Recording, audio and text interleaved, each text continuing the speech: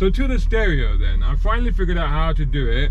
I was putting the code in and it wasn't working, and I searched online, and what I found out was that once somebody has tried the code a few times, the stereo basically is locked. And what you have to do is you have to leave it on for an hour, at least an hour, before attempting it again. So when I took it for a long drive the other day, I left the stereo on for an hour, and then after about an hour, almost I think about an hour and 10 minutes, I then punched in the code.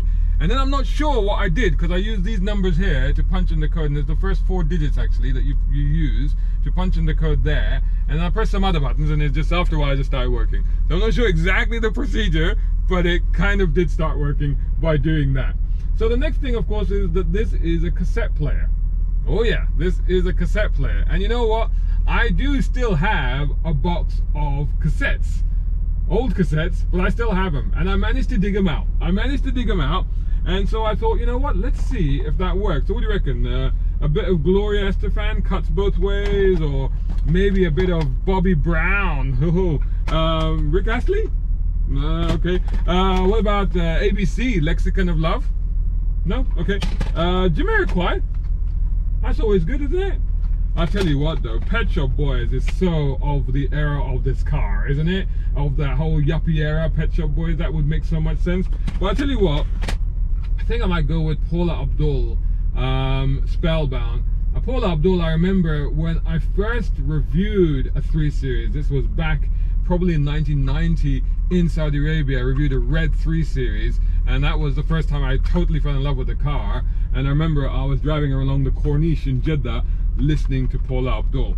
So maybe Paula Abdul is the one to try. Now, this is a little bit risky. These cassettes are probably, these are over 30 years old. These cassettes, yeah, over 30 years old.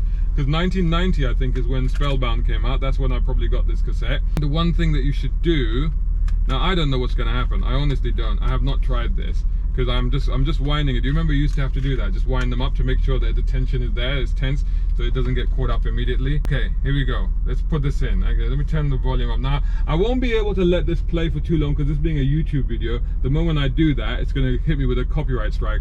So all I'm going to do is going to put it in, and then I'm going to see if it runs, and I'll let you know if it's running. Alright, so I'll turn the sound up a little bit. Here we go. Oh my god, let's do this.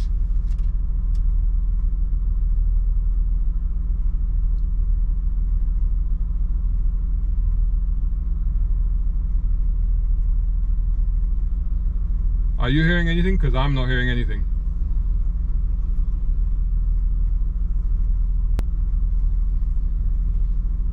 You know what? I can hear something. But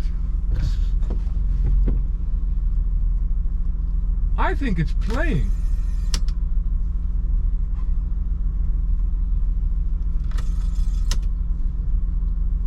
I think it's playing, but it cannot be heard. Alright. So the volume is definitely on. Let me try it the other way.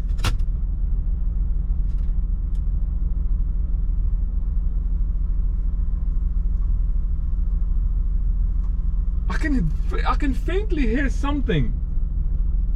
Okay. Maybe 30-year-old cassettes. Maybe 30-year-old cassettes do get degraded.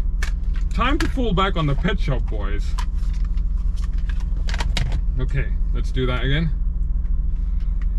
Wind that up a little bit. Let's try this.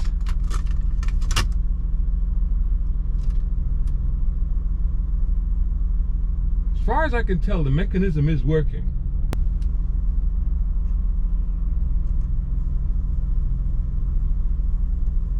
I can hear it. I can very, very faintly hear it. Could it be that the cassettes, there's something wrong with the cassettes? Or could it be that there's something wrong with the player? Now, one of the things that we used to have back in the day were, and I don't have any now, were head cleaning cassettes. So one of the things that you used to have to do, I think that button is to turn it around. I'm not sure if that's doing anything. That's what, it's forwarding it, right? Rewinding it. It is playing it. I can hear something, but The stereo is definitely, or the radio is definitely working. Now, I'll try one more cassette, but what I think might be the issue, and let me know what you guys reckon, is that there's something with the head cleaning, or there's something actually wrong with the stereo itself, not the cassettes. Because the cassettes all appear to be playing.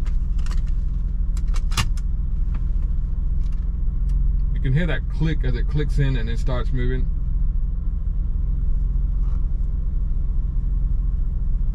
Yeah, definitely some interference in the actual pickup. So there you go, that's not working. The actual pickup, I think that the actual pickup in the stereo